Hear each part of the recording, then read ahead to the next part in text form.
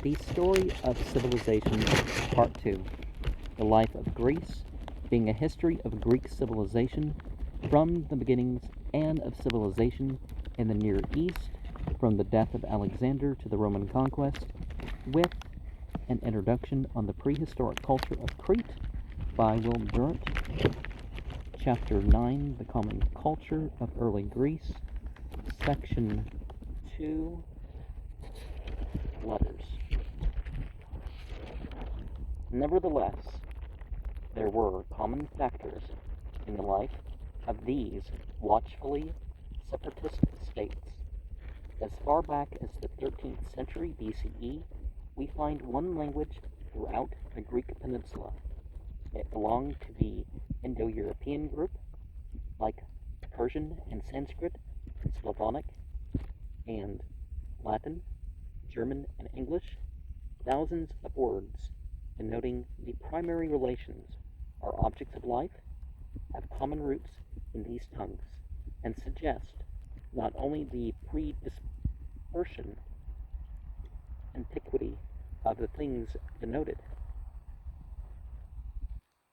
but the kinsmanship or association of the peoples who used them in the dawn of history. In addition to numerals and family terms, such words as Sanskrit, dom, os, house, Greek, domos, Latin, domus, English, timber, devaras,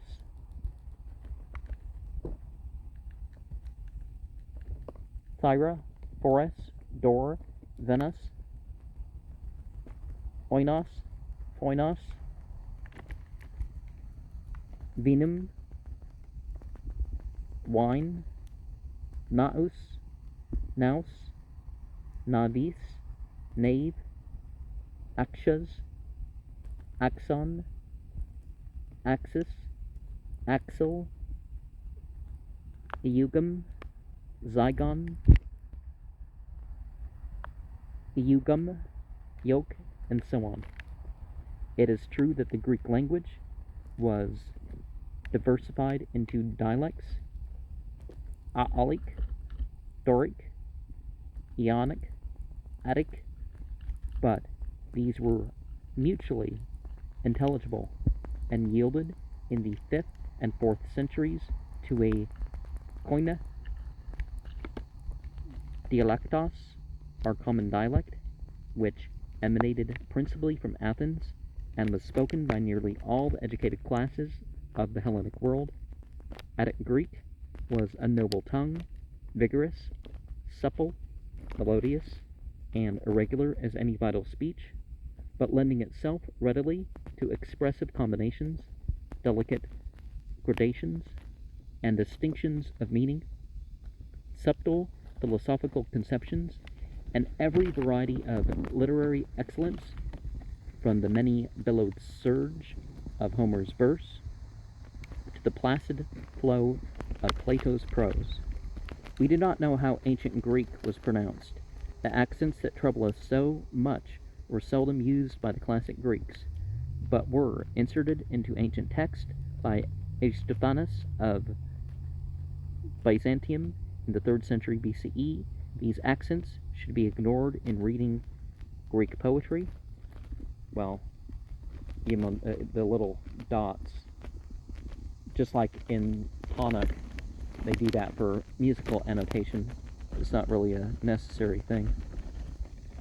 Greek tradition attributed the introduction of writing into Greece to Phoenicians in the 4th century BCE, and we know nothing to the contrary.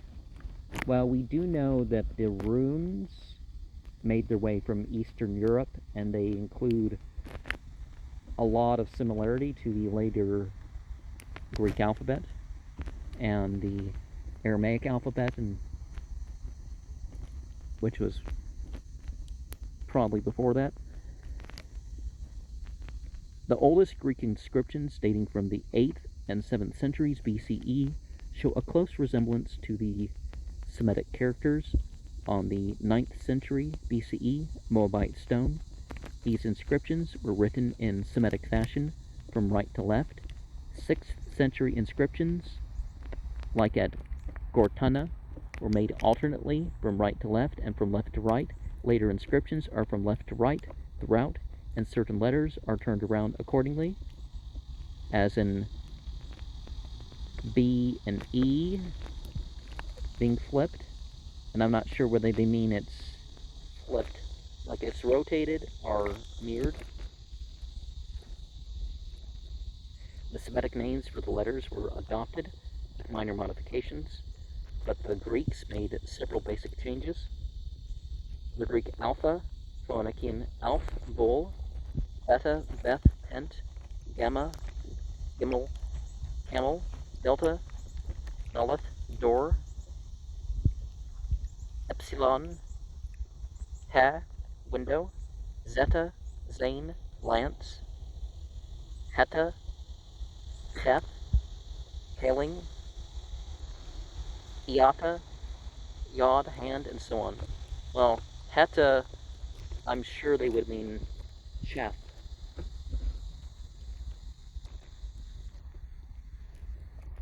But above all, they added vowels, which the Semites had omitted.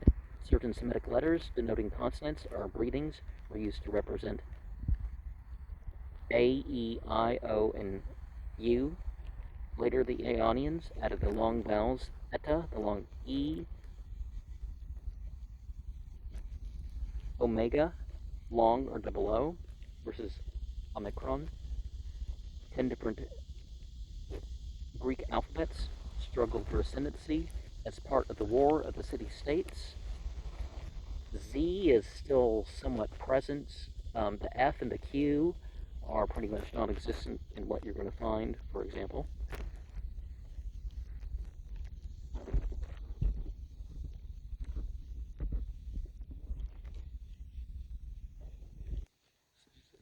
In Greece, the Ionian form prevailed and was transmitted to Eastern Europe, where it survives today. In Rome, the Chalcidian form was adopted from Kumah to become the Latin alphabet and ours. The Chalcidic alphabet lacked the long E and O, but unlike the Ionian, retained the Phoenician vowel as a constant, a V with approximately the sound of W, hence the Athenians called wine, oinos, the Chalcidians called it oinos, the Romans called it vinum, we call it wine. Chalcis kept the Semitic kappa or Q, passed it on to Rome and ourselves. Ionia abandoned it, content with just a K, rather than a Q and a K. Ionia represented L as, that upwards point. Chalcis as L, the angle. Rome straightened up the latter form and gave it to Europe. The Ionians used P for R, but in Greek Italy, the P sprouted a tail and became the R that we're familiar with.